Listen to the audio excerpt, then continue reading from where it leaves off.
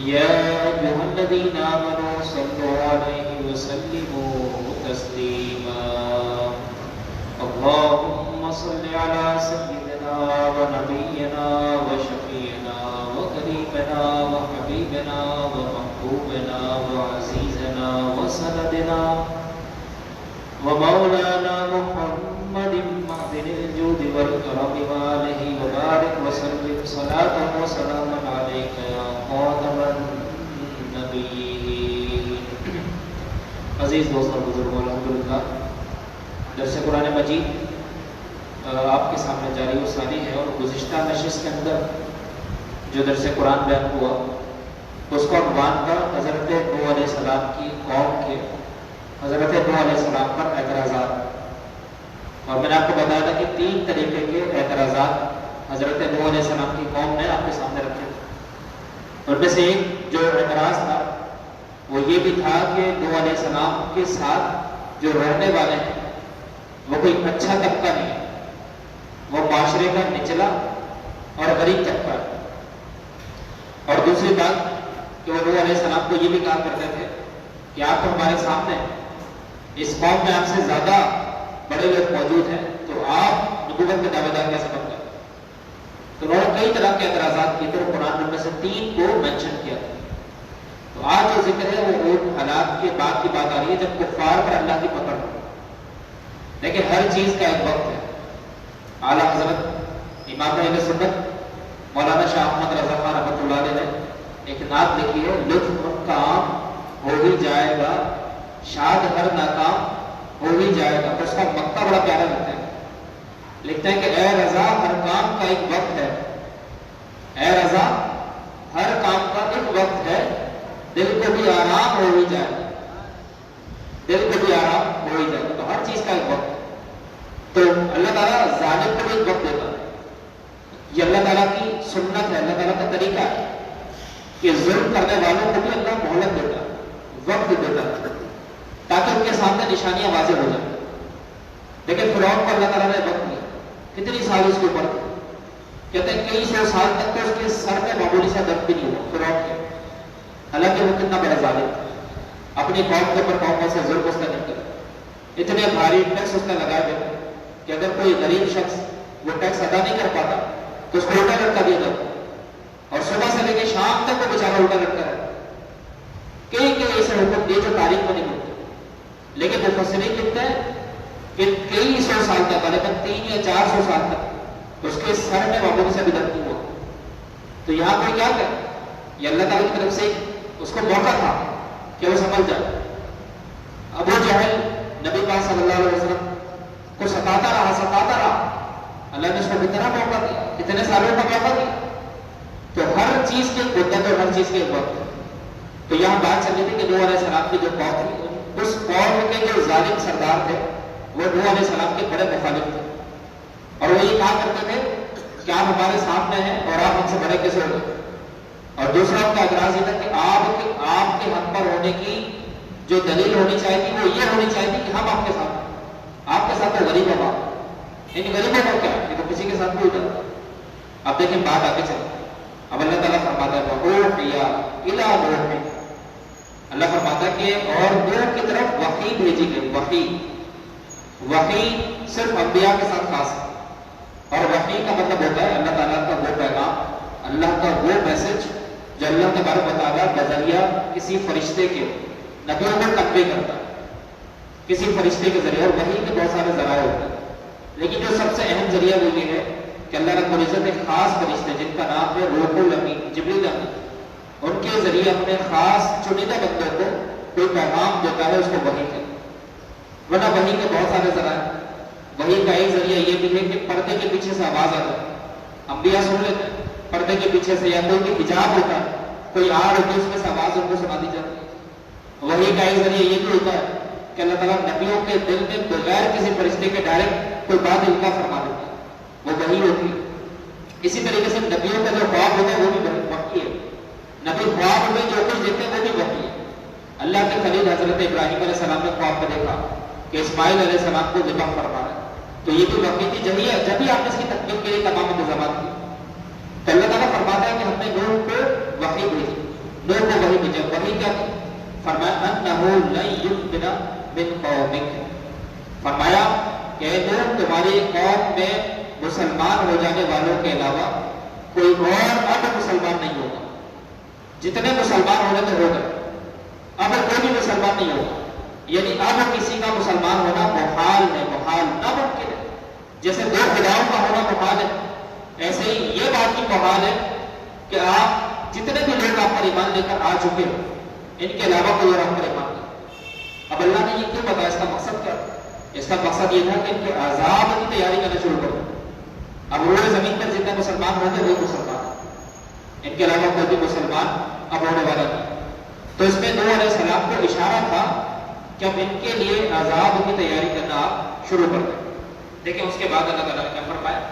فرمایا الا من قد آمن فلا تبتئس بما كانوا يفعلون.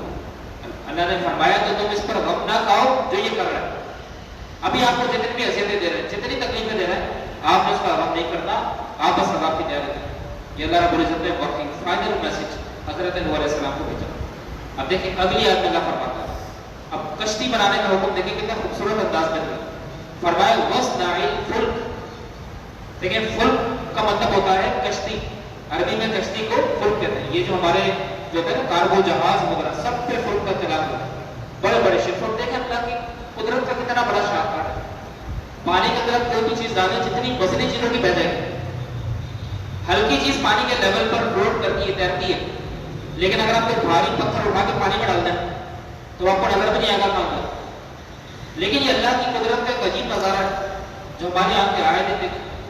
کتنے بڑے بڑے کارگو شپ سے بڑے بڑے کنٹینر لے کے پانی میں مزے سے تیر رہے ہیں. سبحان اللہ. بھائی ان چیزوں پہ غور کیا کرو، اس پہ غور کرنا چاہیے. ہم تو بس جاتے ہیں ایڈونچر کر کے آتے ہیں، کشتی پہ بیٹھ کے گھوم کے آ کے سیلفیز نہیں ختم تھا. لیکن ذرا غور کرو کتنے وزنی جہاز پہ تم بیٹھے، اس کو پانی پہ چلا کون رہا ہے؟ کیا کوئی انسان چلا رہا ہے؟ انسان کو تو صرف ٹیکنیکس آتی ہے، چلانا کیسے؟ اگر طوفان آ جائے نا انسان بھی بے بس ہو جاتا ہے. دو چار طرح لہر اونچی آ جائے تو انسان بھی کلمہ پڑھ لیتا ہے بھائی یہ بچنے والے. لیکن سنبھالتا کون ہے؟ اللہ رب العزت. ایک کنٹینر کتنا وزنی ہوتا ہے، لیکن ہم دیکھیں کہ سینکڑوں قسم کے کنٹینر، ہزاروں قسم کے کنٹینر لے کے یہ پانی میں مزے سے تیر رہا ہے. وَاصْنَعِ الْفُلْكَ. اللہ نے حکم کس کو دیا؟ حضرت نوح علیہ السلام کو. وَاصْنَعْ کا مطلب ہوتا ہے تخلیق کیجیے، پیدا کیجیے، بنائیں، پروڈکشن. اور صنعت کو انگلش میں انڈسٹری کہا جاتا ہے.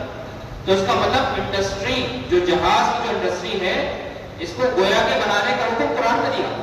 اور کن کو دیا؟ نوح علیہ السلام. تو پتہ لگا نبیوں کے اندر اتنی کیپیسٹی ہوتی ہے کہ بڑے بڑے انجینئرز، بڑے بڑے کاریگر ان کے آگے فلو ہیں. اور کام کرنے والا بھی اکیلے. یا ہم چھوٹا سا کام دیکھ کے بغیر نہیں کر پاتے. ایک انسان اکیلے گھر نہیں چلا سکتا. لیکن آپ دیکھیں کہ نوح علیہ السلام نے پورا شعبہ کیسے سنبھالا. آپ کا ٹیم ورک، آپ کی کاریگری، آپ کی ایکسپرٹیز، آپ کی اسکلز سبحان اللہ. اور حکم کس نے دیا؟ اللہ نے. اللہ نے فرمایا وَاصْنَعِ الْفُلْكَ. اے نوح ایک کشتی بناؤ بِأَعْيُنِنَا، ہمارے سامنے. اللہ کے سامنے کیا؟ اللہ کے سامنے قسم. کیا نوح علیہ السلام اللہ سے چھپ کر بنا سکتے تھے؟ سوال تو یہ ہے. اللہ سے کون چھپ سکتا ہے؟ آپ ساتوں زمین کی تہہ پر چلے جائیں اللہ سے نہیں چھپ سکتے. آپ آسمانوں میں کہیں چلے جائیں اللہ سے نہیں چھپ سکتے. اللہ کی نگاہ سے کچھ بھی چھپا ہوا نہیں ہے. اب اس بات میں کیا ہوتا ہے کہ اللہ نے فرمایا بِأَعْيُنِنَا، اے نوح کشتی بناؤ ہماری نگاہوں کے سامنے. اس کا مطلب یہ کہ تم کشتی اکیلے نہیں بنا رہے. ہر لمحے، ہر قدم پر ہماری مدد تمہارے ساتھ ہے. بِأَعْيُنِنَا، بڑا کہتے ہیں نا بھائی کام میرے سامنے ہو. تو اس کی بات کا مطلب یہ ہوتا ہے کہ میرا ہاتھ تمہارے اوپر ہے. گھبرانے کی ضرورت نہیں ہے، ٹینشن لینے کی ضرورت نہیں ہے. جب کہتے ہیں نا بِأَعْيُنِنَا، اس کا مطلب یہ کہ تمہاری قوم جتنی مخالفت کرے، تمہیں جتنا برا کہ تمہارا جتنا مذاق اڑائے، بِأَعْيُنِنَا، تم میرے سامنے، کوئی تمہارا کچھ نہیں اکھاڑ سکتا. تو یہ اللہ نے گویا کہ مدد کا اشارہ دیا کہ ہماری نگاہوں کے سامنے آپ ایسا کریں. پھر فرمایا وَوَحْيِنَا وَلَا تُخَاطِبْنِي فِي الَّذِينَ ظَلَمُوا إِنَّهُمْ مُغْرَقُونَ. فرمایا اور ہمارے حکم سے کشتی بناؤ اور ظالموں کے بارے میں مجھ سے بات نہ کرنا. اب یہ نہ کہنا بس اپنے کام پر لیتا، جو کام دے دیا بس اب تم نے وہی کام کرنا ہے. یہ نہ کہنا کہ فلاں کا مذاق اڑاتا ہے، فلاں کا مجھ پہ طنز کرتا ہے، یا فلاں میری بنائی ہوئی چیز کا مذاق اڑا رہا. نہیں، یہ اپنا انجام کو نہیں دیکھے. ان کو ہنسنا ہے ہنسنے دے، اور یہ زندگی کی یہ آیت ہمیں زندگی کا اصول سکھا دیا. جب ہم شاہراہ کامیابی پر جاتے ہیں، جب ہم تھوڑا سا کامیاب ہونے لگتے ہیں، تو پھر کئی مخالفین ہمارے سامنے آتے ہیں اور وہ چاہتے ہیں کہ کام میں رکاوٹ ہو جائے. لیکن یہ انسان بیچارہ اتنا کمزور، اللہ نے فرمایا والعصر ان الانسان لفی خسر، بے شک انسان خسارے. تو انسان اپنے کاموں کی وجہ سے خسارے، اب انسان کمزور ہے. اب کامیابی کی راہ پر چلنا شروع ہوا، لوگوں نے رکاوٹیں ڈالی، بس وہیں پہ تھک ہار کے سارے کام چھوڑ دیے. میں یہ کام نہیں کر سکتا، میرے بس کی بات نہیں، فوراً مایوس ہو گیا. یہ انسان بڑا کمزور ہے. تو اللہ تعالیٰ نے اس آیت میں ہمیں یہ درس دیا ہے، ہمیں یہ سکھایا کہ بھائی زندگی میں جتنا بڑا کام کرنا ہو، جتنا بڑا کام کرنا ہو، بس اپنے کام میں لگ جاؤ، مخالفین کی پرواہ نہیں. مخالفین تو ہمارے نبی کے سامنے بھی ہے، مخالفین تو ہدایت کا ہر پیغام لانے والے کے سامنے ہے. لیکن کامیاب وہ ہوتا ہے جو فوکس کرتا ہے. یہ لفظ ہے فوکس اینڈ کنسنٹریشن. بس ہر کام کرو تو پورا فوکس اس پہ کر لو، آس پاس کے ماحول کو دیکھنا چھوڑو، انشاءاللہ تمہارا کام اللہ تعالیٰ پورا کر کے دکھائے. اللہ نے فرمایا لیس الانسان الا ما سعى، انسان کو وہی ملتا ہے جس کے لیے وہ کوشش کرتا ہے. تو اگر آپ کی کوشش میں خلوص ہے، اگر آپ کی کوشش میں سچائی ہے، اگر آپ کی کوشش کے اندر اگر آپ اپنا انٹرسٹ، آپ کی دلچسپی اور رغبت بھی شامل ہے، تو اللہ تعالیٰ آپ کو ایک دن ضرور کامیاب کرے. آپ ضرور اپنے مقصد کو، اپنی منزل کو آپ ضرور پالیں. تو اس آیت نے ہمیں زندگی کا درس سکھایا.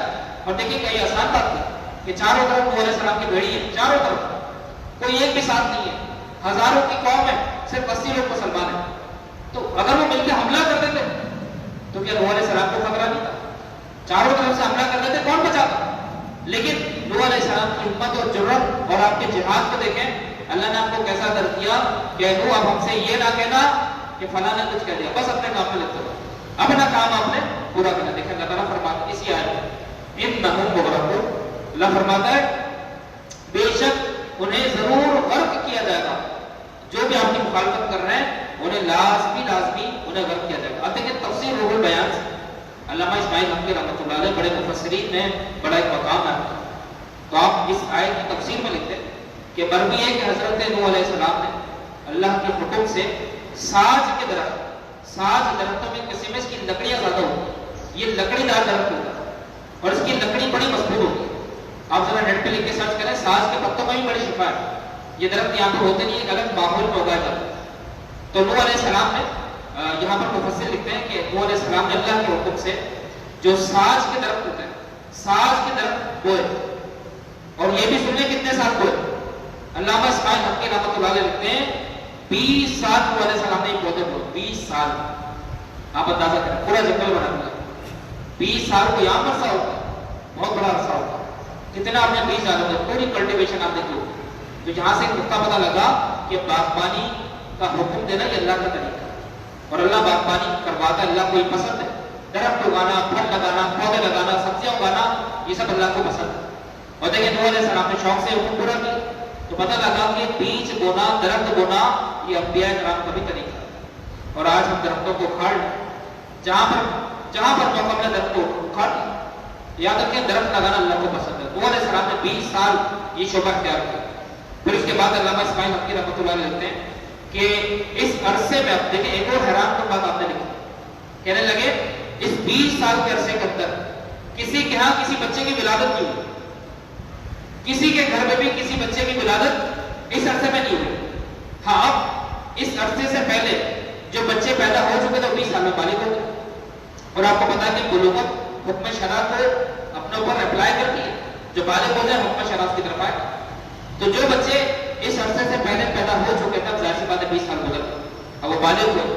تو جب ان کو ایمان لانے کا کہا گیا تو انہوں نے بھی انکار کر دیا اپنے بڑوں کے کہنے پہ. اسی لیے کہتے ہیں کہ اندھی تکلیف نہیں ہونی چاہیے. یہ سوچ نہ بناؤ جو بڑے کر رہے ہیں وہ صحیح. اور اللہ نے ہمیں کوئی ذہن کوئی عقل نہیں دی. بڑا بھی انسان ہے، معصوم تو نہیں ہے. معصوم تو نبی اور فرشتے ہیں. بڑے کی تحقیق غلط ہو سکتی ہے، بڑے کی سوچ غلط ہو سکتی ہے. بڑا اگرچہ آپ کے بارے میں مخلص ہے لیکن اس کا زاویہ نکالا گیا. اور ایمان کے متعلق تو اب یہ اگر بڑا بھی کوئی بات کہہ رہا ہے تو آپ اس پہ غور کریں وہ کیا کہہ رہا ہے. یا ہم مکلف بڑوں کے نہیں ہیں. دیکھیں مشرکین عرب بھی یہی کہتے ہیں کہ ہمارا تو بڑا ایسا کرتا ہے، ہم بتوں کی عبادت کیوں چھوڑ دیں، ہمارے تو بڑوں نے ایسا کیا اور ہمارے بڑے غلط کر لیا. تو یہ جو اکابر پرستی ہوتی ہے نا انسان کو ڈبو دیتی. تو ایمان کے متعلق تحقیق ہے، یہ کوئی روایت نہیں کہ بڑے جو کر رہے تھے وہی صحیح. اب ذرا غور سے سنیں. اللہ تعالیٰ یہاں پر جو علامہ اسماعیل حقی رحمۃ اللہ علیہ جو بات لکھتے ہیں وہ لکھتے ہیں کہ اس عرصے میں کسی کے یہاں کوئی بچہ پیدا نہیں ہوا اور جو بچے بالغ ہو گئے تھے انہوں نے بھی حضرت نوح علیہ السلام کی دعوت کو قبول کرنے سے انکار کر دیا. اب اس کے بعد نوح علیہ السلام نے مطلقاً اپنے آپ کو کشتی بنانے کی طرف لگا. اب آپ کسی دوسرے کام میں لگے نہیں. اب آپ کا فوکس صرف اور صرف جہاز بنانے پر. دیکھیں اللہ فرماتا ہے اگلے آیت میں اللہ فرماتا ہے وَيَسْتَعِي الْفُلْكَ اور وہ کشتی بناتے رہے. وَكُلَّمَا مَرَّ عَلَيْهِ مَلَأٌ مِّن قَوْمِهِ سَخِرُوا مِنْهُ. اب ایک قوم کا آپ کی قوم کا آپ کے ساتھ ذرا بےہودہ رویہ دیکھیں. جب ایک انسان اپنے کام پہ لگ جاتا ہے تو اس کو کام پہ سے ہٹانے کی کوشش کی جاتی ہے. یہ کسی طریقے سے کام پہ ہٹتا ہے. اب آپ کی قوم کا ایک بےہودہ ترین رویہ اللہ فرماتا ہے اور ان کی قوم کے سرداروں میں سے جب کبھی کوئی ان کے پاس سے گزرتا تو اللہ فرماتا ہے سخروا منہ. تو وہ نوح علیہ السلام کے ساتھ مذاق کرنے کی کوشش کرتا. لیکن نبی کے ساتھ مذاق کرنا یاد رکھیے توہین ہے. نبی انبیاء مزاح کرتے ہیں مذاق نہیں کرتے. مذاق کا لفظ یا مسخرے کا لفظ انبیاء کے ساتھ جوڑنا یہ بھی انبیاء کی توہین اور بےدبی ہے. مذاق اور مزاح میں فرق ہوتا ہے. یہ کئی دفعہ میں آپ کو بتا دوں. مذاق میں مسخرہ پر ہوتا ہے. مذاق میں بےبودی ہوتی ہے. مذاق میں انسان ایسے الفاظ بھی بول دیتا ہے جو دو معنی ہو جن کے معنی واضح نہ ہو. لیکن مزاح کے اندر شائستگی تہذیب اور ادب شامل ہوتا ہے. انبیاء نے مزاح کیا. اب دیکھیں اللہ فرماتے ہیں کہ ان کی قوم کے سردار جب بھی نوح علیہ السلام کے سامنے سے گزرتے تو ان کا مذاق کرتے. وہ فرمایا قال ان تسخروا منا فانا نسخر منکم تسخرون کما تسخرون. اب دیکھیں نوح علیہ السلام نے ان کی مذاق کا جواب دیا. بڑا عمدہ جواب دیا, بڑا بہترین جواب دیا. کہا کہ آج اگر تم ہمارے اوپر ہنستے ہو تو ایک وقت ہم پر ایسا بھی آئے گا کہ ہم تم پر ہنسیں گے. بس اتنا سا آپ کا جواب ہے کہ جو لوگ مذاق اڑا رہے تھے, جو لوگ نوح علیہ السلام کی بے ادبی کر رہے تھے, تو نوح علیہ السلام نے ان سے کہا کہ آج تم مجھ پر ہنس رہے ہو, کل ایک وقت آئے گا میں تم پر ہنس رہا ہوں. کتنا عمدہ جواب. نہ کوئی بدتمیزی ہے نہ کوئی بدتہذیبی ہے. انبیاء کی سنت ہے جواب دیں تو بڑی شائستگی کے ساتھ. اس کے بعد اللہ تعالیٰ فرماتا ہے فَسَوْفَ تَعْلَمُونَ مَن يَأْتِيهِ عَذَابٌ يُخْزِيهِ وَيَحِلُّ عَلَيْهِ عَذَابٌ مُقِيمٌ. اور فرمایا کہ تو ان قریب تمہیں پتہ چل جائے گا. نوح علیہ السلام اپنی قوم سے فرماتے ہیں کہ ان قریب بہت جلد وہ وقت آنے والا ہے, تمہیں پتہ چل جائے گا کہ کس پر وہ عذاب آتا ہے جو اسے ذلیل و رسوا کر دے گا اور کس پر ایسا عذاب آئے گا جو ہمیشہ رہنے والا ہے. یہ تمہیں پتہ لگ جائے گا. تو دیکھیں اب نوح علیہ السلام کا وہ لوگ مذاق اڑاتے رہے اور ہنستے رہے. اچھا ہنسنے کی وجہ کیا؟ ہنسنے کی وجہ یہ تھی کہ جب نوح علیہ السلام نے اپنے آپ کو کشتی بنانے پر لگایا تو آپ اپنے شہر سے نکل کر جنگل اور بیابانوں میں چلے گئے. شہر سے کہیں دور ہٹ کر ایسی جگہ جہاں پہ آبادی تھی جہاں صرف جنگل اور ویرانہ, آپ وہاں پر چلے گئے اور آپ نے اپنے آپ کو وہیں اپنے آپ کو سیٹل کر دیا اور وہیں پر آپ نے وہ درخت اگانا شروع کیے, وہیں پر بیج بونا شروع کیا. تو نوح علیہ السلام کی قوم اتفاق سے جب بھی اس جگہ سے گزرتی اور دیکھتے کہ نوح علیہ السلام کام کر رہے ہیں, تو ان کا ایک مشہور جملہ تھا جو تاریخ نگاروں نے, جو قصص الانبیاء لکھنے والوں نے لکھا کہ وہ نوح علیہ السلام پر یہ تانا کستے تھے کہ پہلے تو آپ نبی تک بڑھائی بن گئے معاذ اللہ. یہ جملہ وہ کہا کرتے تھے کہ پہلے تو آپ نبی تھے اور اب آپ کارپینٹری کا کام کر رہے ہیں, تو کیا آپ نبی سے کارپینٹر بن گئے معاذ اللہ. یہ بدتمیزی والا جملہ وہ حضرت نوح علیہ السلام کو کہا. لیکن نوح علیہ السلام صبر کرتے اور برداشت کرتے اور بس اتنا جواب دیتے کہ ایک وقت آئے گا کہ ہم بھی تم پر ہنسیں. اب دیکھیں جو روایت میں تفسیر خازن میں علامہ خازن رحمۃ اللہ لکھتے ہیں کہ مروی ہے کہ یہ کشتی جو نوح علیہ السلام بنا رہے تھے یہ کتنے عرصے میں بنی, لکھتے ہیں کہ 2 سال میں تیار ہو. اس کو بنے ہوئے 2 سال لگے بننے میں. اب اس کی لمبائی اور چوڑائی بھی مفسرین نے لکھی ہے. لکھتے ہیں کہ اس کی جو لمبائی تھی وہ 300 گز تھی, اس کی جو لینتھ تھی وہ ٹوٹل 300 گز تھی, اور اس کی جو چوڑائی, اس کی جو چوڑائی تھی وہ 50 گز تھی, اور اس کی جو اونچائی تھی وہ 20 گز تھی. یہ لکھنے والے کہ انبیاء کی ایک بات روشن ہے. آج سے کہ چلا آ رہا ہے کہ انبیاء نے کون سے کام کرے اور کس کیفیت کے ساتھ کرے. اس کے بعد علامہ حاصل لکھتے ہیں کہ اس میں اور بھی کون ہے. اس کشتی میں 3 درجے بنائے گئے, یعنی 3 فلورز اس کے اندر بنائے گئے, 3 پورشنز اس کا بنے. نیچے والے درجے میں جنگلی جانور جو جنگلوں میں رہتے ہیں اور درندے اور حشرات الارض رینگنے والے کیڑے, یہ سب اس میں شامل ہیں. اور لکھتے ہیں کہ درمیانی درجے میں جو چوپائے ہوتے ہیں وہ تھے گائے, بھینس, بکری وغیرہ, یہ سارے جانور یہ درمیانی درجے میں تھے. اور لکھتے ہیں کہ اوپر والے درجے میں حضرت نوح علیہ السلام خود ٹھہرے اور آپ کے ساتھ اور آپ کا خاندان. اور ایک بات علامہ حاضر رحمۃ اللہ علیہ اور لکھتے ہیں وہ لکھتے ہیں کہ حضرت آدم علیہ السلام کا جو جسم مبارک تھا وہ بھی حضرت نوح علیہ السلام نے اس کشتی میں سوار کر دیا. آدم علیہ السلام کا جسم اقدس بھی حضرت نوح علیہ السلام کی کشتی میں سوار تھا. اس کا پتہ لگا کہ مزار اور قبروں کو بچانا چاہیے. آدم علیہ السلام کا جسم مبارک مقدس تھا. انبیاء کی قبروں سے بھی فائدے جاری ہوتے ہیں. اولیاء اللہ کی ہم آپ بات کرتے ہیں تو انبیاء کا وہ کیا مقام ہوگا؟ تو انبیاء کی قبر جو ہے وہ بھی برکت سے فیض و برکات ہوتی ہے. تو آپ کو اندیشہ ہوا کہ طوفان آئے گا تو آدم علیہ السلام کا مزار آپ کو معلوم تھا تو آپ کو اندیشہ ہوا کہ طوفان کی آپ کی قبر مبارک کو نقصان نہ پہنچا دے. تو آپ نے آدم علیہ السلام کا جسد اور آدم علیہ السلام کو وصال فرمانے کے 100 سال گزر چکے.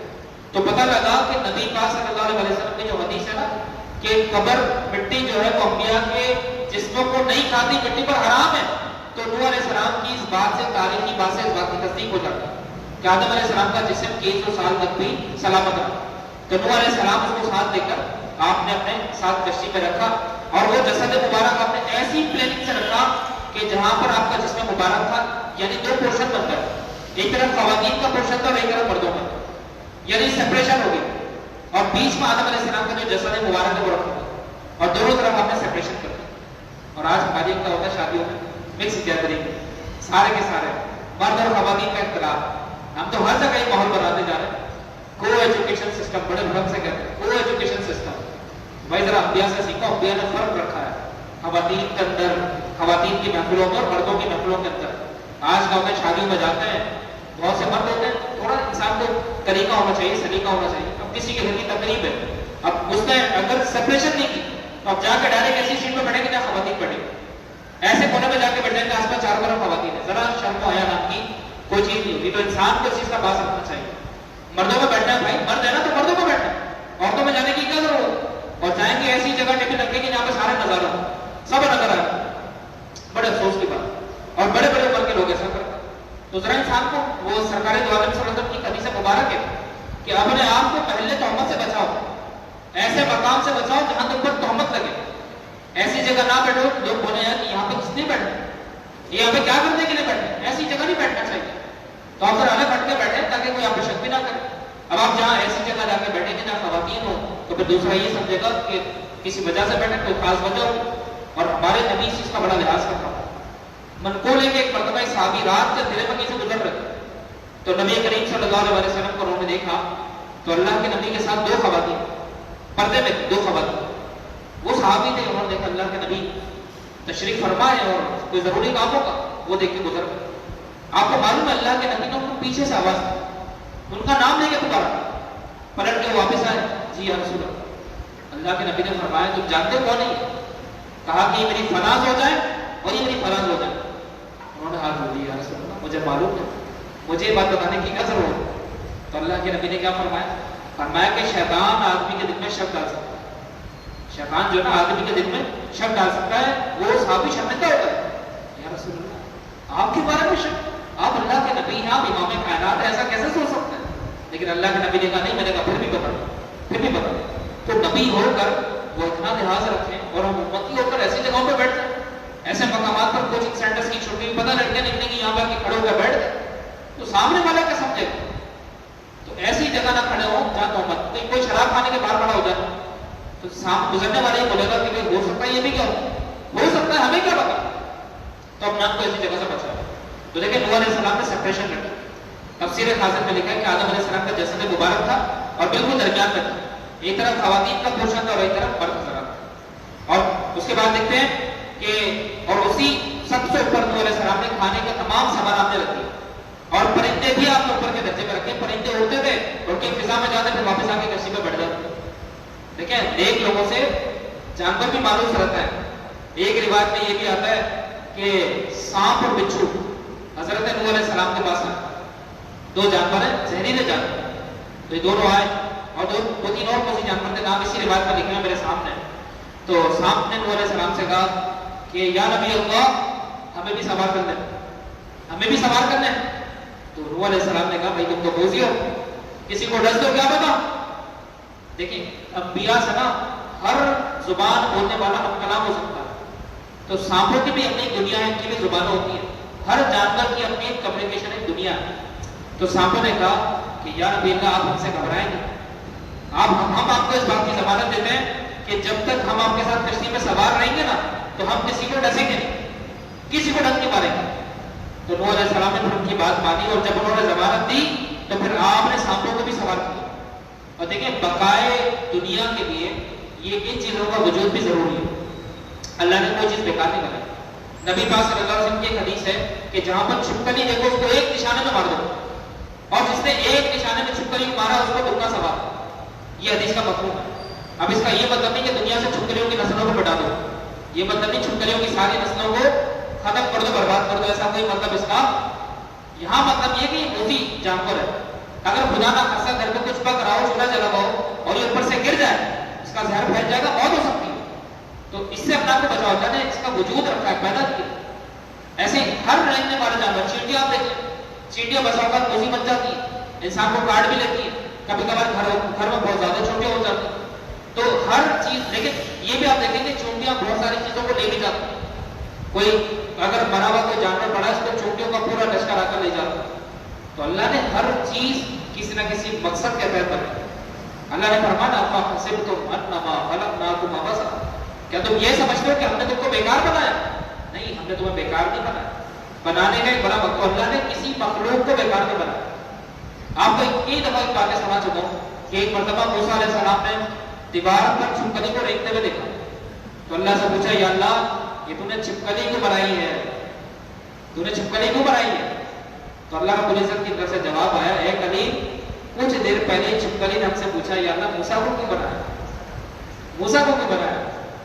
بات یہ کہ چھپکلی دیوار سے نا، سائنس یہ کہتی ہے کہ دیواروں کے اندر جو زہر پیدا ہو جاتا ہے، جو پوائزن پیدا ہو جاتا ہے، کبھی کبھار یہ اس میں بھی کلر ہوتا ہے نا، سیمنٹ وغیرہ ہوتا ہے، تو چھپکلی چیزوں کو جذب کر لیتی ہے، اس کے اندر یہ عادت ہے۔ بہرحال ہر چیز میں اپنی حکمت ہے، بلی کو بنایا تو بلی کے اندر کوئی حکمت ہے، ہر چیز میں اللہ کا کوئی مقصد ہے عظیم۔ تو یہاں پر جو واقعہ میں آپ کو بتاتا ہوں نا کہ نوح علیہ السلام نے 3 درجے بنائے، اور یہ بھی اپنی کاریگری ہے کہ 3 درجے آپ نے اکیلے اپنی محنت سے بنائے۔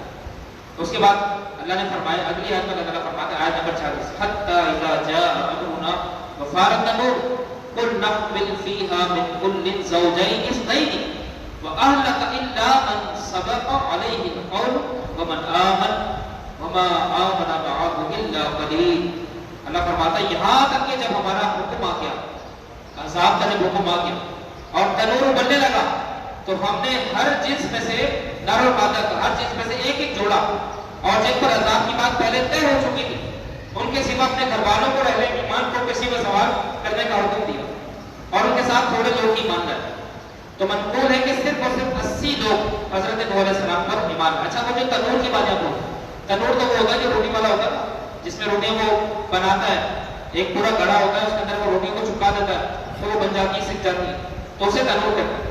لیکن یہاں پر مفسرین لکھتے ہیں کہ اس آیت میں جس تنور کا ذکر ہے نا، اسے پوری زمین کو اڑاتا ہے، تو زمین سے پانی رسنا شروع ہو گیا۔ ایک قول تو یہ، اور یہ سب سے مضبوط قول یہ، کوئی مخصوص تنور نہیں تھا بلکہ زمین کو اللہ تعالیٰ نے تنور سے تشبیہ دی، اور زمین میں سے پانی ابلنا چشمے کی طرح ابلنا شروع ہو گیا۔ ایک دوسرا قول بھی اس کے بارے میں، وہ یہ کہ یہ خاص قسم کا تنور تھا جو حضرت حوا رضی اللہ تعالیٰ عنہ کے ترکے میں سے نوح علیہ السلام کو ملا تھا، اور نوح علیہ السلام نے اس کو بڑی حفاظت سے رکھا، تو اس میں سے پانی جوش مارتا گیا، اور ایک وقت آیا کہ پانی پہاڑوں کی طرح بلند ہونا شروع ہو گیا، تو نوح علیہ السلام اپنے ساتھیوں کے ساتھ کشتی پر سوار ہو گئے۔ تو یہ بات اسی بات اللہ نے فرمایا من کل زوجین اثنین، ہر جنس میں سے ایک ایک جوڑا۔ تو جب تنور میں سے پانی نے جوش مارا تو اللہ نے حضرت نوح علیہ السلام کو 3 طرح کی چیزیں کشتی میں سوار کرنے کا حکم دیا۔ پہلے ہر جنس میں سے نر اور مادے کا ایک ایک جوڑا۔ اب حضرت حسن کے قول ہے کہ حضرت نوح علیہ السلام نے اپنے ساتھ ان تمام جانوروں کا ایک ایک جوڑا کشتی میں سوار کر لیا، جو بچے جنتے تھے یا انڈے دیتے تھے، تاکہ ان کی جنریشن ان کی نسل آگے بڑھ سکے۔ ہر ایک ایک جوڑا آپ نے رکھی۔ ہاں جو جانور مٹی سے پیدا ہوتے ہیں ان کو نہیں رکھا، جیسے کہ مچھر ہے، یہ سب نہیں رکھتے، ان کی یہ خود بخود پیدا ہو جاتے ہیں، ان کو پیدا کرنے کی ضرورت نہیں، یہ کہیں پہ بھی خود ہی پیدا ہو جاتا ہے، تو مچھر وغیرہ آپ نے سوار نہیں کیے۔ اس کے علاوہ نوح علیہ السلام نے پھر اپنی پوری فیملی کو آپ نے اس میں سوار کیا۔ اچھا ایک بات اور کی کہ جو سانپ والا واقعہ میں نے آپ کو سنا نا، اس سے بزرگان دین نے ایک وظیفہ لکھا۔ میں نے آپ کو بتایا نا کہ سانپ نوح علیہ السلام کے پاس آئے، جتنے بھی انسان کو تکلیف دینے والے دوسری جانور تھے وہ آئے، انہوں نے کہا ہمیں بھی سوار کرنا ہے، تو خاص طور پر ان کی نمائندگی سانپوں نے کی، اور یہ جو حدیث میں نے آپ کے سامنے پڑھی تھی نا، یہ تفسیر خازن میں موجود ہے، حضرت حسن کا قول ہے. تو آپ لکھتے ہیں کہ نوح علیہ السلام نے سانپوں کو سوار کر لیا. تو یہ آیت جو ہے نا سلام علی نوح فی العالمین، یہ آیت ہے. تو فرماتے ہیں کہ اگر کسی کو سانپ نظر آ جائے اور سانپ اس کو ڈسنے کی کوشش کرے تو وہ سانپ کے سامنے بس یاد پڑے سلام علی نوح فی العالمین، کیونکہ نوح علیہ السلام سے سانپوں کا فائدہ ہو گیا تھا، آپ کو ڈسیں گے نہیں. تو اگر کسی کو سانپ ڈسنے کی کوشش کر رہا ہے تو اس کے سامنے وہ آیت پڑھ لے، انشاءاللہ سانپ رک جائے گا، ڈسے گا. اور بات عقیدے کی ہوتی ہے، اگر کسی کا عقیدہ نہ واقعی اس کو نہیں ڈسے گا، اور جس کا عقیدہ ہی نہیں ہے اس کو ڈس دے گا. تو وظیفہ تو اپنی جگہ پر حق ہے، اصول ہمارے یقین کا ہے. تو یہ بزرگوں نے لکھا کہ انشاءاللہ سانپوں سے اس کو کوئی نقصان نہیں ہوگا. اچھا، حضرت نوح علیہ السلام کے اہل خانہ کے بارے میں سن لیں کہ حضرت نوح علیہ السلام کے اہل خانہ میں یہ کل 7 افراد تھے، ٹوٹل 7 تھے. اور حضرت نوح علیہ السلام کے 3 بیٹے تھے، ویسے 4 بیٹے تھے لیکن ایک بیٹا سوار نہیں ہوا. کیوں نہیں ہوا اس کی وجہ میں آپ کو بتاتا ہوں. 3 بیٹا حضرت نوح علیہ السلام کے آپ کے ساتھ کشتی میں تھے. ایک کا نام تھا حضرت سام، ایک کا نام تھا حضرت خام، اور ایک کا نام تھا یافس. یہ تینوں بیٹے حضرت نوح علیہ السلام کے ساتھ کشتی میں تھے. اور نوح علیہ السلام کی 3 بیویاں تھیں. 3 بیویاں تھیں سوائے ایک کی، ویسے 4 بیویاں تھیں لیکن ایک جو بیوی تھی جس کا نام تھا وائلہ، اس کو نوح علیہ السلام نے سوار نہیں کیا. اس کی وجہ یہ کہ وہ مشرکہ تھی، وہ مسلمان تھی اور ہمیشہ نوح علیہ السلام کے ساتھ مخالفت تھی. اور اسی کے بطن سے جو بیٹا ہوا تھا نوح علیہ السلام کا جس کا نام تھا کنان، تو حضرت نوح علیہ السلام نے اس کو سوار کرنے سے منع کیا. اس کو آخری کا آفر کی کہ بیٹا آ جاؤ، تو لیکن وہ نہیں آیا. تو یہ 3 بیویاں کی ہم تھی جن پر یہ بات طے ہو چکی تھی. اللہ تعالیٰ نے فرمایا کہ ان کو اپنے ساتھ سوار کرو. اچھا، وہ لوگ جو حضرت نوح علیہ السلام کے ساتھ پر ایمان لانے کے 80 افراد تھے، ان کی تعداد کے بارے میں اور بھی کئی جگہ اختلاف. پھر اللہ فرماتا ہے وَقَالَ ارْكَبُوا فِيهَا بِسْمِ اللَّهِ مَجْرِهَا وَمُرْسَاهَا إِنَّ رَبِّي لَغَفُورٌ رَحِيمٌ. اللہ نے فرمایا کہ اور نوح نے فرمایا اس میں سوار ہو جاؤ. فرمایا ارْكَبُوا فِيهَا، کشتی میں سوار ہو جاؤ. پھر فرمایا بسم اللہ. اب یہ جو بسم اللہ نے یہ قرآن پاک کی آیت ہے، یہاں پر جو بسم اللہ آ رہی ہے نا، اور جو سورہ فاتحہ کی شروع میں بسم اللہ ہے اور جو ہر سورت کی شروع میں بسم اللہ ہے، وہ قرآن پاک کی آیت نہیں ہے، وہ آیت کا جز بھی نہیں ہے. وہ ایک الگ سے سیپریشن کے لیے، فرق کرنے کے لیے تاکہ پتہ لگ جائے ایک سورت ختم ہو گئی دوسری کی ابتدا ہو گئی. اسی لیے نماز تراویح میں ہمارا حافظ بسم اللہ نہیں پڑھتا، کیونکہ یہ بسم اللہ قرآن کا حصہ نہیں ہے. یہ قرآن کی صورتوں میں علیحدگی کرنے کے لیے اللہ نے بطور علامت رکھا. لیکن یہاں پر جو آیت آئی ہے بسم اللہ مجریہا ومرساہا، یہ قرآن پاک کی آیت ہے. تو جب حافظ تراویح پڑھا گیا، نماز میں امام اگر یاد پڑھے تو بسم اللہ پڑھے. پھر دیکھیں فرمایا کہ اس میں سوار ہو جاؤ، اس کا چلنا اور ٹھہرنا اللہ کے حکم سے ہے اور اللہ کے نام پر ہے. پھر فرمایا بے شک میرا رب ضرور بخشنے والا مہربان ہے. ان ربی لغفور رحیم، بے شک میرا رب ضرور بخشنے والا مہربان ہے. اب اس آیت کے بارے میں حضرت ازدحاق رحمۃ اللہ علیہ فرماتے ہیں اپنی تفسیر خازن میں لکھتے ہیں کہ حضرت نوح علیہ السلام نے کہ کشتی جب بنتی ہے نا، ایک بات تو طے ہے، کشتی کے اندر بہت بڑا انجن لگتا ہے. جتنا بڑا جہاز ہوگا اتنا بڑا انجن چاہیے ہوگا. پہلے کی کشتیاں ہوتی تھی وہ اس سے چلتی تھی، ایک بڑا سا ڈنڈا ہوتا تھا، اس کو پانی میں ہلاتے تھے، چپو، ہاں اس سے چلاتے تھے. وہ بہت چھوٹی قسم کی کشتیاں ہوتی ہیں، لیکن جتنا بڑا شپ ہوگا اس کے لیے اتنا بھاری بھرکم انجن چاہیے. لیکن اب حیران کن بات یہ ہے کہ نوح علیہ السلام کی کشتی بغیر انجن کے چل رہی، کیسے؟ کیونکہ چلانے والا اللہ ہے. اور اللہ نے ایک وظیفہ بتا دیا بسم اللہ مجریہا ومرساہا. تو علامہ ضحاک رحمۃ اللہ علیہ کی تفسیر خازن میں لکھتے ہیں کہ جب نوح علیہ السلام کو کشتی چلانی ہوتی تو پڑھتے بسم اللہ الرحمن الرحیم، کشتی چلنا شروع ہو جاتی. اور جب روکنا چاہتے تب بھی بسم اللہ پڑھتے کشتی رک جاتی. یہ کیسا اللہ نے آپ کو وظیفہ سکھایا تو پتہ لگا بسم اللہ بہت بڑا وظیفہ ہے، اس سے بہت سارے کام آسان ہو. لیکن بسم اللہ بڑی سے بڑی کشتی کو چلا سکتا ہے تو انسان کو نہیں چلا سکتا، انسان کے کاموں کو نہیں چلا سکتا. تو بسم اللہ میں بڑی برکت ہے. صرف نوح علیہ السلام کرتے تھے بسم اللہ، کشتی چلنا شروع ہو جاتی. اور جہاں روکتا ہوتا تو پڑھتے بسم اللہ. پتہ لگا بسم اللہ میں وہ طاقت ہے جو بڑے بڑے انجن میں نہیں ہے. بڑے بڑے انجن ڈراپ ہو جاتے ہیں، لیکن ایک ایسا وظیفہ ہے نہ اس کے لیے فیول کی ضرورت ہے، نہ اس کے لیے کسی کوئلے کی ضرورت ہے، کسی ایندھن کی ضرورت نہیں ہے، بس زبان سے پڑھو کام ہو جائے. تو یہاں پر یہ بڑے کمال کی بات علامہ ضحاک رحمۃ اللہ علیہ نے فرمائی کہ نوح علیہ السلام اپنی کشتی ایسے چلاتے تھے. اس کے بعد دیکھا وَهِيَ تَجْرِي بِهِمْ فِي مَوْجٍ كَالْجِبَالِ. اب یہ جو طوفان آیا لیکن قرآن نے ہر ایک کی نا کیفیت بتائی. اس طوفان کی صرف کیفیت سنیں، ایک بات اللہ نے فرمائی ہے اور اسی سے اندازہ ہو جائے کہ طوفان کتنا خطرناک تھا. فرمایا وَهِيَ تَجْرِي بِهِمْ فِي مَوْجٍ كَالْجِبَالِ. اللہ فرماتا ہے وہ کشتی انہیں پہاڑ جیسی موجوں کے درمیان لے کر چلتی تھی. پہاڑ الگ ہوتی ہے، ٹیلا الگ ہوتا ہے. یہ جو ہماری کراچی کو عرب کے لوگ کی پہاڑی ہے نا، یہ پہاڑ نہیں ہے، یہ ٹیلے مٹی کے پہاڑ. آپ نے دیکھے ہوں گے بڑے اونچے اونچے پہاڑ ہوتے ہیں. پہاڑوں کی جو اونچائی ہوتی ہے بہت زیادہ ہوتی ہے، کہ میل بلند یہ پہاڑ ہوتا ہے. اب دیکھیں اللہ نے فرمایا کیا؟ اللہ نے فرمایا موجن کل جبال. نوح علیہ السلام کی کشتی کو معمولی لہروں میں تھی. اللہ فرماتا ہے پہاڑ جیسی لہریں تھیں جن کے درمیان وہ کشتی. ایک لہر آتی اونچی لہر پہاڑ کی طرح، لیکن نوح علیہ السلام کی کشتی سمجھ جاتی. پھر دوسری آتی ایسی لہریں تھیں، ایسی لہروں کے درمیان، خطرناک ترین لہروں کے درمیان بھی نوح علیہ السلام کی کشتی باقاعدہ چلتی رہی. اللہ فرماتا ہے ونادى نوح. اب وہ جو نوح علیہ السلام کا بیٹا تھا کنعان، اس کے بارے میں بات ہے کہ نوح علیہ السلام نے بیٹے کو آواز دی. ونادى پکارا نوح ابنہ، نوح علیہ السلام نے ابنہ اپنے بیٹے کو پکارا. وقال فی معزن یا بنی ارکب معنا ولا تکن مع الکافرین. اللہ فرماتا ہے کہ نوح علیہ السلام نے اپنے بیٹے کو پکارا اور وہ اس کشتی سے باہر کنارے پر تھا. کشتی میں نہیں تھا، کشتی سے باہر تھا. کشتی بھی پہاڑ سے علیحدہ نہیں ہوئی تھی. تو نوح علیہ السلام نے اپنے بیٹے کو پکارا کہ میرے بیٹے تمہارے ساتھ سوار ہو جا اور کافروں کے ساتھ نہ جا. اب یہاں پر کچھ لوگوں نے نوح علیہ السلام کے بارے میں لکھا کہ نوح علیہ السلام تو جانتے تھے کہ ان کا بیٹا مسلمان نہیں ہے، پھر آپ نے اپنے بیٹے کو کیوں پکارا؟ کیا یہاں پر آپ کی محبت غالب آ گئی؟ کیا یہاں پر آپ اپنے بیٹے کو بچانا چاہتے تھے؟ تو یہاں پر مفسر نے اس کا بڑا اچھا جواب دیا. کہا کہ بات یہ ہے کہ نوح علیہ السلام کا جو بیٹا تھا نا کنعان، یہ منافق تھا. تفسیر جلالین، بڑی تفسیر کا حوالہ دے رہا ہوں، کوئی عام تفسیر کا حوالہ نہیں ہے. امام سیوطی رحمۃ اللہ علیہ لکھتے ہیں تفسیر جلالین کے اندر کہ نوح علیہ السلام اپنے بیٹے کے بارے میں سمجھتے تھے کہ یہ مسلمان ہے، تو اصل میں وہ منافق تھا. اور منافق ہوتا ہے جو سامنے کلمے کا اظہار کرے اور پیچھے پھر جائے، وہ منافق ہوتا ہے. تو یہاں پر تفسیر جلالین کے اندر امام سیوطی نے لکھا کہ نوح علیہ السلام نے اپنے بیٹے کو اس لیے پکارا کیونکہ اس کا ظاہر مسلمان تھا اور شریعت حکم ظاہر پر لگاتی ہے، شریعت باطن کو حکم نہیں لگاتی. تو ہر نبی اپنی ذات میں بہت بڑا عالم، بہت بڑا فقیہ، بہت بڑا مفتی ہوتا ہے، اور مفتی کا جو حکم ہوتا ہے وہ ظاہر پر لگتا ہے، باطن پر نہیں لگتا. اگر مفتی اسلام کسی بات کا فتویٰ دے گا تو اس بات پہ نہیں دے گا کہ آپ کے دل میں کیا ہے، بلکہ آپ کے قول کو دیکھے گا، آپ کے فعل کو دیکھے گا، پھر وہ اپنا قدم چلائے گا کہ اب حکم شرع کیا لگتا ہے. یہ مفتی کا کام ہے. تو نوح علیہ السلام نے شریعت کی پاسداری کرتے ہوئے، چونکہ بیٹا سامنے تو کلمے کا اظہار کر رہا ہے، تو اس لیے آپ نے اپنے بیٹے کو کہا کہ بھائی کشتی میں سوار ہو جاؤ، تو کلمہ تو ہمارے سامنے پڑھتے ہو.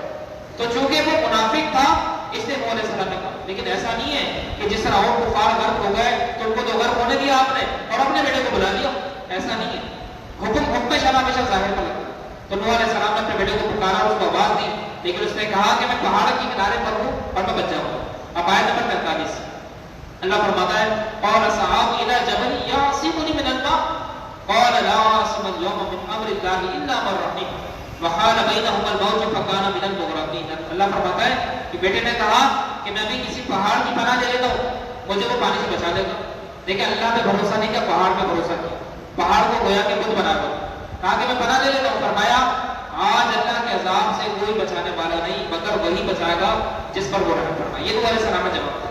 تو اللہ فرماتا ہے ان کے درمیان میں لہر حائل ہو گئی تو وہ بھی غرق کے جانے والا ہو گیا. نوح علیہ السلام کی کنورسیشن چل رہی تھی اپنے بیٹے سے، لیکن اللہ فرماتے ہیں کہ ایک لہر آئی اور لہر کے بعد ان کا بیٹا نظر نہیں آیا تو وہ کہاں تھا، وہ بھی طوفان میں غرق ہو گیا. تو اس بیٹے کا نام تھا کنعان.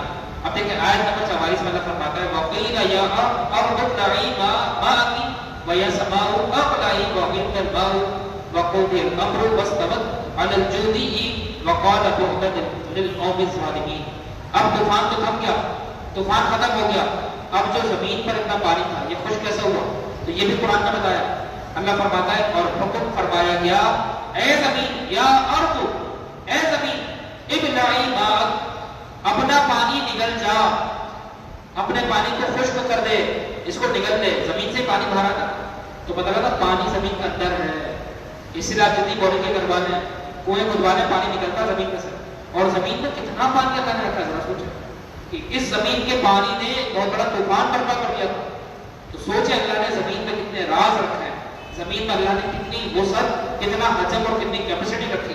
آپ پانی نکال کے کبھی زمین سے پانی ختم نہیں ہوگا. آپ ذرا سوچیں. تو اللہ نے فرمایا اے زمین اس پانی کو جذب کر لے، اس کو پی لے، اس کو نگل جاؤ. اور فرمایا اے آسمان اس کے بعد فرمایا ویا سماؤ، اے آسمان، اللہ فرماتا ہے اقلعی، تھم جا، چونکہ مسلسل زمین میں سے ہی پانی بہ رہا تھا اور آسمان سے ہی پانی برس رہا تھا. اللہ نے فرمایا تھم جا، اور پانی خشک کر دیا گیا اور کام تمام ہو گیا. جس کا کام ہونا تھا وہ کام تمام ہو گیا. اور اللہ فرماتا ہے اب اس کشتی کا کیا ہوا؟ اللہ نے فرمایا کہ وَاسْتَوَتْ عَلَى الْجُودِ، وہ کشتی جو تھی وہ جودی پہاڑ پر ٹھہر گئی. پھر اللہ فرماتا ہے وَقِيلَ بُعْدًا لِلْقَوْمِ الظَّالِمِينَ، اور فرما دیا گیا کہ ظالموں کے لیے دور ہے. اب دیکھیں کشتی جس پہاڑ پر رکی تھی وہ جودی پہاڑ ہے کہاں پر؟ تو کہتے ہیں کہ وہ موصل کے علاقے میں یہ پہاڑ واقع ہے. اور دوسرا یہ کہ یا تو یہ پہاڑ بلکہ شام کے اطراف میں کہیں موجود ہے. اور یہ کشتی پانی میں کتنا رہی اس کے بارے میں مفسرین لکھتے ہیں کہ آدھے سال یہ کشتی پانی میں تیر کری، چاروں طرف پانی، یعنی 6 مہینے یہ کشتی پانی کے اندر رہی. کچھ دنوں پہلے میں نے نیٹ پہ سے پڑھا تھا، مجھے نہیں معلوم یہ بات سچ ہے یا جھوٹ ہے، اگر آپ میں سے کسی کو پتا ہو تو اس کی تصدیق کر دیجیے گا. ایک خبر چلے گی کہ نوح علیہ السلام کی جو کشتی ہے وہ دریافت ہو چکی ہے. جس جگہ پر وہ کوئی ترکی میں پہاڑ بتایا جاتا ہے اور کافی اونچائی پر وہ پہاڑ ہے، تو وہاں پر کہتے ہیں کہ اس کے آثار باقاعدہ موجود ہیں. اور باقاعدہ جب میں نے سرچ کرا تو وہ جو چیز ہے وہ بالکل ایک کشتی ہی کی طرح ہے. تو اس بات کی طرح منسوخ کیا گیا کہ وہ نوح علیہ السلام کی کشتی تھی جو اس پہاڑ پر آ کر رکی تھی اور اس کو دریافت کر دیا. تو بہرحال اب اس خبر میں کتنی صداقت ہے، ہو سکتا ہے، ناممکنات میں سے نہیں ہے، ممکن بات ہے. یہ باقاعدہ ایئر وائر پر بھی یہ خبر ہے. تو بہرحال اللہ تعالیٰ جب چاہے اپنی نشانیاں دکھا دے. تو اس خبر کی ضرور ذرا تصدیق بھی کیجیے گا، کیونکہ ان چیزوں کو دیکھ کر پتہ لگتا ہے کہ اللہ تعالیٰ نے بچانے والوں کو کیسے بچایا، اندازہ ہوتا ہے.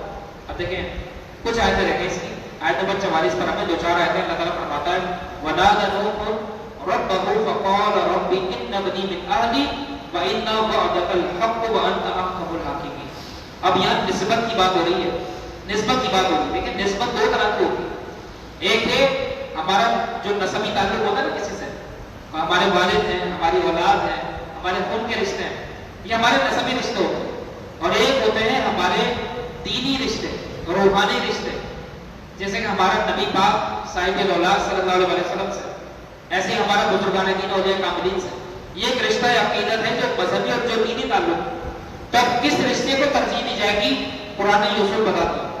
نوح علیہ السلام کا جو بیٹا تھا جس کا نام تھا کنان، اس سے آپ کا نسبی تعلق تھا، آپ کا سگا بیٹا تھا، لیکن غرق ہو گیا. اور اللہ نے بچایا کن کو؟ وہ 80 لوگ جو آپ کے رشتے دار نہیں تھے، وہ جو آپ کو جانتے بھی نہیں تھے، وہ صرف آپ کو بحیثیت نبی بحیثیت رسول کے جانتے تھے، ان کو اللہ نے بچا لیا. اور سگا بیٹا غرق ہو گیا. تو یہاں پر ہمیں معلوم ہوگا کہ نسبی رشتوں سے بھی جو بڑا رشتہ ہے وہ اصل رشتہ روحانیت اور عقیدت اور دینی رشتہ ہے، جو نسبت سے بھی زیادہ بڑا ہے.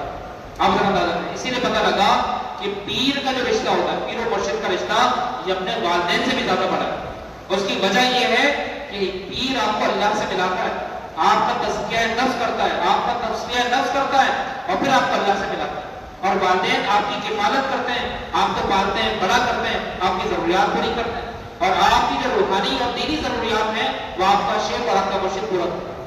تو ہم ذرا اس آیت سے اگر اندازہ کیجیے، اللہ تعالیٰ فرماتا ہے ورنہ اللہ فرماتا ہے نوح نے اپنے رب کو پکارا تو عرض کی میرے رب میرا بیٹا بھی تو میرے گھر والوں میں سے. نوح علیہ السلام نے اللہ سے کہا کہ میرا بیٹا میرے گھر والوں میں سے، اسے تو بچا لے. تو جب اور فرمایا کہ بے شک تیرا وعدہ سچا ہے اور تو سب سے بڑا حاکم ہے. نوح علیہ السلام نے اللہ سے درخواست کی کہ میرے بیٹے کو بچا لے اور یہ میرے گھر والوں میں سے، اور پھر اللہ کی حمد و ثنا کی. اب دیکھیں اللہ تعالیٰ کی طرف سے جواب کیا آیا. اب جواب سنو.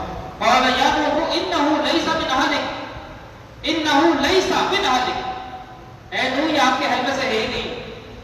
پتہ لگا اہل میں سے آپ کے ایمان والے ہیں، جن سے آپ کا روحانی تعلق ہے، جن سے آپ کا دینی تعلق ہے، یہ آپ کے اہل ہیں.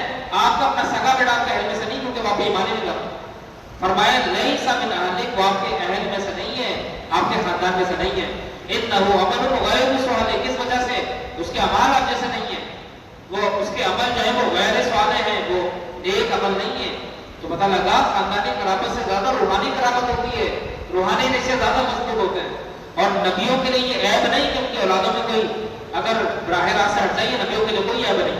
یہ بھی یاد رکھیں، کوئی اس کو عیب بنا سکتے ہیں کہ اگر نبی کی زوجہ یا نبی کی اولاد میں سے اگر کوئی شخص ان کا مخالف ہو جائے یا ایمان نہ لائے تو اس سے نبی کی ذات کو کوئی فرق نہیں پڑتا. نبی کا کام صرف تبلیغ کرتا تو تبلیغ کر دی.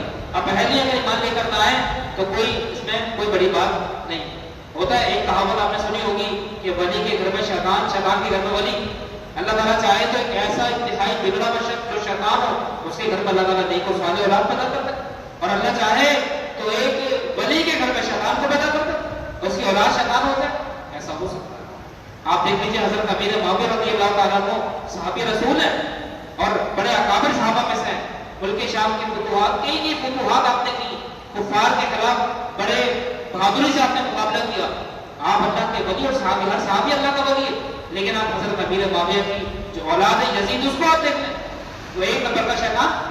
تو آپ ذرا اندازہ کریں اللہ کی قدرت کی شاہکار ہے. اس کے بعد اللہ تعالیٰ فرماتا ہے قال رب انی اعوذ بک ان اسالک ما لیس لی بہ علم والا تغفر لی وترحمنی اکن من الخاسرین. عرض کی اے میرے رب میں تیری پناہ چاہتا ہوں کہ تجھ سے وہ چیز مانگو جس کا مجھے علم نہیں. یہ نوح علیہ السلام نے دیکھیں، میں نے آپ کو بتایا نا کہ نوح علیہ السلام کا بیٹا منافق تھا. نوح اس کے باطن کا جو حال تھا وہ وہی چاہتا تھا. تو نوح علیہ السلام نے تو ظاہر کے حساب سے بات کی تھی. اب باطن کا جو معاملہ تو وہ اللہ کے سپرد ہے، اگر سے نبی جانتے ہو لیکن اس معاملے کو اللہ تعالیٰ دیکھے گا، حکم تو ظاہر پر لگے گا. تو نوح علیہ السلام نے فرمایا کہ میرے رب میں تیری پناہ چاہتا ہوں اس چیز سے کہ وہ چیز تجھ سے مانگوں جس کا مجھے علم نہیں. اگر تو میری مغفرت نہ فرمائے اور مجھ پر رحم نہ فرمائے تو میں نقصان اٹھانے والے میں سے ہو جاؤں. یہ نوح علیہ السلام کی عرض ہے. اس کے بعد اللہ تعالیٰ فرماتا ہے قیل یا نوح بسلام منا وبرکات علیک وعلی امم ممن معک وامم سنمتعهم ثم یمسهم منا عذاب الیم. اللہ فرماتا ہے فرمایا گیا ہے تو ہماری طرف سے اس سلامتی اور برکت کے ساتھ کشتی سے اترو جو تم پر اور تمہارے ساتھیوں کی جماعتوں پر، اور کچھ جماعتیں ایسی ہیں جنہیں ہم فائدے دیں گے پھر انہیں ہماری طرف سے دردناک عذاب پہنچے گا. حضرت نوح علیہ السلام کی بات، یہ جو بات ہے کہ اللہ تعالیٰ نے برکت دی نوح علیہ السلام کو آپ کے ساتھ سوار ہو جانے والے. اب جب یہ لوگ سوار ہوتا واپس زمین پر آئے تو انہی کے بعد ان کی نسلوں میں کچھ لوگ ایسے آ گئے جو دوبارہ اسی روش پر چل پڑے جو نوح علیہ السلام کی قوم. تو اس کے بعد ان پر عذاب آیا. تو قرآن کی بات سچی ہوئی کہ ہم انہیں عذاب دیں گے. اللہ تعالیٰ فرماتا ہے آج کے درس کی آخری آیت ہے، اللہ فرماتا ہے تلک من انباء الغیب نوحیہا الیک ما کنت تعلمها انت ولا قومک من قبل ھذا فاصبر ان العاقبۃ للمتقین. فرمائے کچھ غیب کی خبریں ہیں جو ہم تمہاری طرف وحی کرتے ہیں کہ آنے والوں میں ایسی قوم بھی آئے گی جس پر عذاب آئے. یہ غیب کی خبریں، اس سے پہلے نہ تم انہیں جانتے تھے اور نہ تمہاری قوم جانتی تھی. تو تم صبر کرو، بے شک اچھا انجام پرہیزگاروں کے لیے موجود ہے. اللہ تعالیٰ سے دعا ہے کہ اللہ تعالیٰ ہمیں عمل کی توفیق عطا فرمائے اور ہمیں نیک اور صالحین میں رکھے. دعا کر لیتے ہیں کہ سوئم بھی ہو رہا مسجد میں، انشاءاللہ دعا پر اکتفا کرتے ہیں.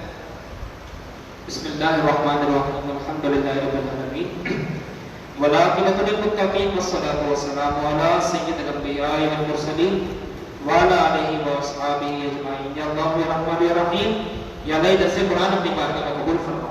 یا اللہ اگر اس میں کوئی کمی بیشی کوئی غلطی ہوئی تو اپنی رحمت کاملہ سے معاف فرما. اور نوح علیہ السلام کے پورے واقعے سے ہم نے جو کچھ سنا، جو کچھ سمجھا، یا اللہ ہمیں اس پر عمل پیرا ہونے کی اور اس کو اپنی زندگیوں میں شامل کرنے کی توفیق عطا فرما. یا اللہ جن مرحوم یا مرحومہ کا سوئم مسجد میں ہو رہا ہے ان کے درجات کو بلند فرما، ان کی مغفرت فرما، ان کے لواحقین کو صبر جمیل عطا فرما. گزشتہ اتوار ہمارے جناب محمد انور قادری صاحب جو ہمارے پیر بھائی بھی ہیں اور ہمارے بہت مشفق بھی ہیں، ان کے والد صاحب کا وصال ہوا. دعا فرمائے کہ اللہ تعالیٰ ان کے والد مرحوم کی مغفرت فرمائے، ان کے درجات کو بلند فرمائے. اور انور بھائی جو مسجد کی خدمات کر رہے ہیں، جو بیانات وغیرہ میں ریکارڈنگ کرتے ہیں، یہ ان کے والد کے حق میں صدقہ جاریہ فرمائے. یا اللہ ہم سب کو خاتمہ بالایمان خاتمہ بالخیر عطا فرما. تجھے فضل کرتے نہیں رہتی بات نہ ہو تجھ سے مایوس امیدوار. وصلی اللہ تعالی علی خیر خلقہ سیدنا محمد وعلی آلہ واصحابہ اجمعین برحمتہ.